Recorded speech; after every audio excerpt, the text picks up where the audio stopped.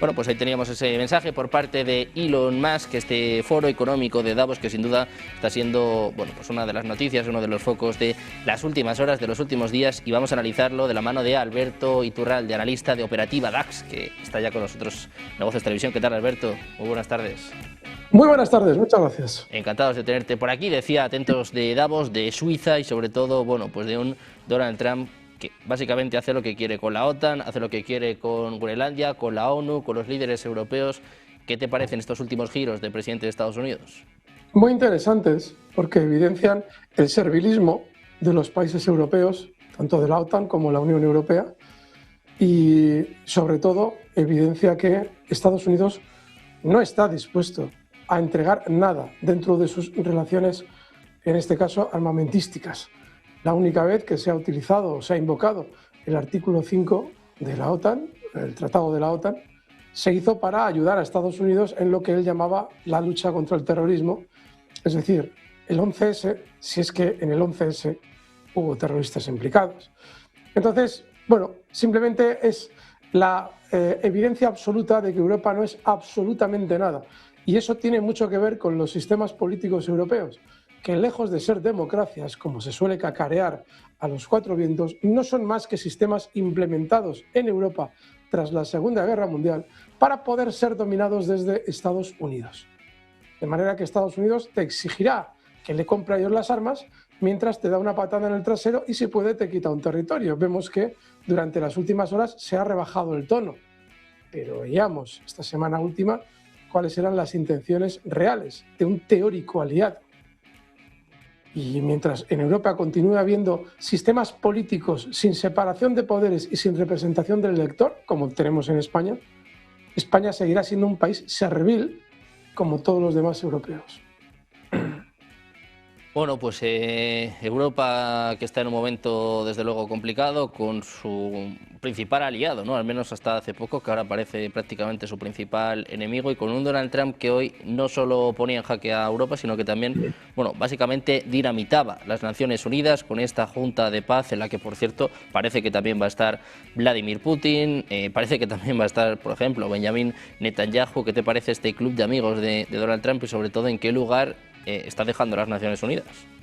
Bueno, la estrategia de Groenlandia probablemente tenía un interés eventual del que no se habla, que es el buscar una excusa Donald Trump para sacar a Estados Unidos de la OTAN.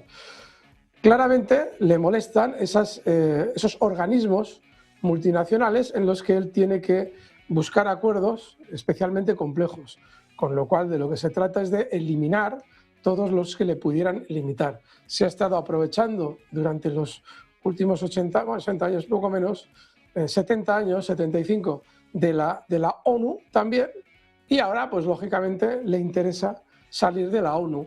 Y para eso se inventa esa especie de Frankenstein entre alianza internacional, veremos en qué queda, que también conlleva dinero para su bolsillo, es decir, hay que poner $1.000 millones para pertenecer en él, y seguramente Putin, si en algún momento determinado colabora, es simplemente en la medida en que Donald Trump le ayude a terminar con la guerra de Ucrania de una manera satisfactoria. Si no, Putin ahí no se mete. De hecho, hay un problema con la presidencia de Donald Trump, y es que claramente si algún día deja de ser presidente de los Estados Unidos, Donald Trump podría seguir siendo presidente de ese club, por así llamarlo, lo cual no tiene mucho sentido, en función de que Donald Trump sería presidente de ese grupo.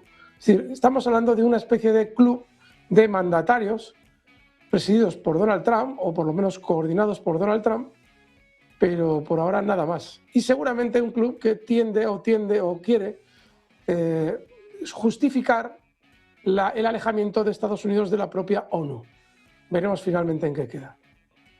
Bueno, pues veremos en qué queda este club de amigos de Donald Trump, como decíamos, pues por ejemplo, ¿no?, con el presidente ruso, Vladimir Putin, que abría la puerta a donar hasta $1.000 millones. Un Putin que seguramente hoy no tenga muchas ganas, bueno, yo creo que ni hoy ni nunca, de sentarse con otro de los protagonistas de este foro de Davos, un Emmanuel Macron que, bueno, se ha hecho viral, ¿no?, por estas gafas de sol en un día en el que Francia, por cierto, y te quiero preguntar por esto, ha abordado un petrolero ruso, ¿eh? Ojo con esto, porque es muy serio. La Marina francesa ha publicado fotos también hace apenas unos minutos. Estados Unidos hacía esto con Venezuela.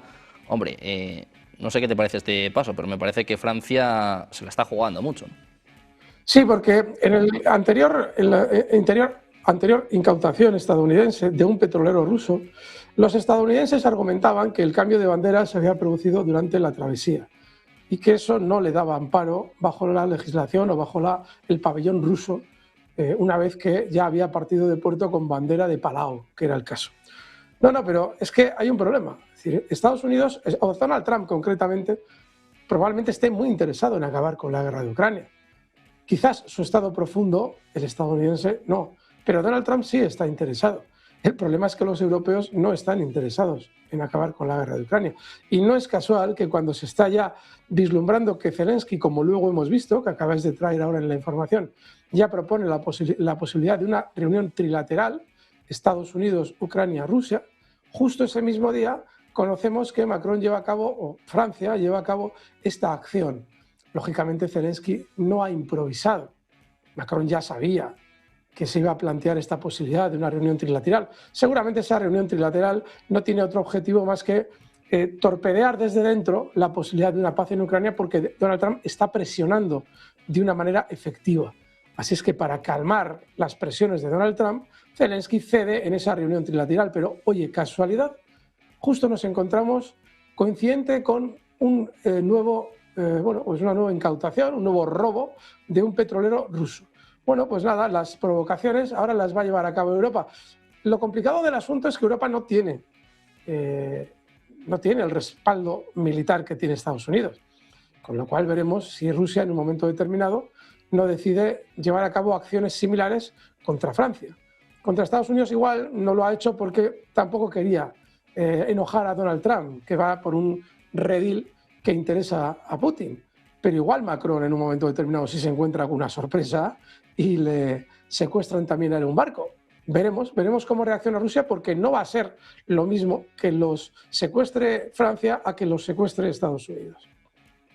De momento la embajada rusa ha dicho que no tenía constancia de esto, es decir, que Francia no avisó, algo que se suele hacer, ¿no?, en estos casos, aunque sea por diplomacia.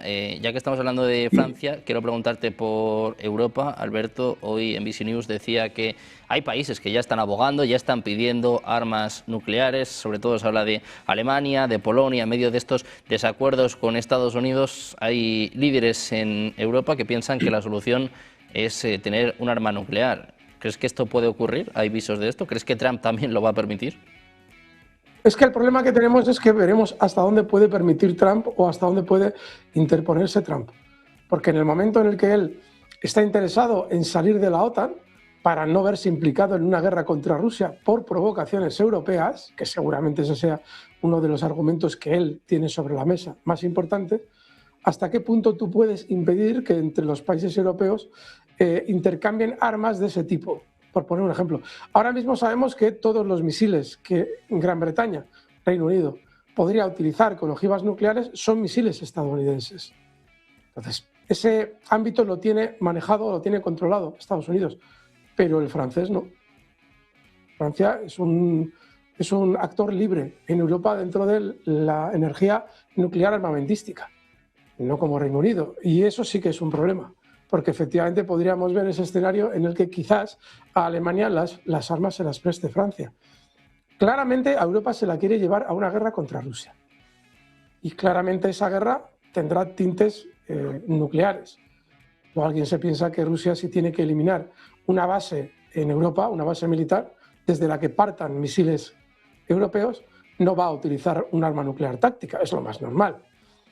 No hace falta atacar a la población civil. Cuando la gente se piensa, ¿no?, o piensa sobre el uso de armas nucleares contra Europa, se imagina lanzando armas nucleares contra Londres. Bien, muchos rusos, seguramente de manera justificada, desearían hacerlo. Pero no. Es decir, en el caso de una conflagración entre Europa y Rusia, Rusia de manera inmediata tiene que intentar inutilizar a los europeos. Y eso, lógicamente, exige armas nucleares tácticas. Claro, tú a partir de ahí, ¿cuál va a ser la respuesta que daría Europa? Pues imaginémonos que Alemania tiene armas nucleares. Pues nos podemos imaginar la mayor de las locuras. Con lo cual, el plan de esas élites corporativas que ha apuntado ya desde hace 3 años a enviar a Europa a un choque directo contra Rusia parece vislumbrarse cada vez más cuando Estados Unidos se retira poco a poco de Europa. Y quizás eso también nos debería hacer pensar que el plan de enviar a Europa a una guerra contra Rusia está sobre la mesa. Y Donald Trump lo conoce. Por eso él dice, yo me voy de Europa, chavales, os arregláis vosotros contra Rusia, porque sabe que el plan real es generar una guerra contra Rusia. Y obviamente, si Estados Unidos estuviera de por medio, tendría también que sufrir las consecuencias de una posible guerra nuclear. Bueno, pues veremos hasta qué punto Trump frena a Europa, hasta qué punto llegan también estas provocaciones. Hoy, bueno, pues sobre todo pendientes de Francia, ¿no? Y de esta jugada de Macron a que humillaba a Trump en las últimas horas y que, bueno, ahora parece que sale por aquí, Alberto. Por cierto, tú decías que no han avisado a los rusos. Es posible que si no han avisado a los rusos es por pura cobardía. Es decir, si se te presenta ahí un MiG-31, a ver qué es lo que haces, un MiG-29 o lo que sea, me da igual. Es decir, pero vamos a ver en qué queda esa información. Por ahora no lo han confirmado, es importante, habrá que ver en qué realmente consiste ese secuestro, si es que se ha producido. Pero si tenían que avisar y no lo han hecho, muy probablemente sea por cobardía, muy probablemente. Veremos. Bueno, de momento la embajada rusa, esto es información de última hora, según RIA Novosti, dice que está investigando, bueno, qué ha pasado, ¿no?, con este petrolero y sobre todo por qué Francia no le ha avisado. Pendientes de estas tensiones entre Francia y Rusia, pendientes de Davos. Muchísimas gracias, Alberto, como siempre, por estar con nosotros. Gracias, fuerte abrazo.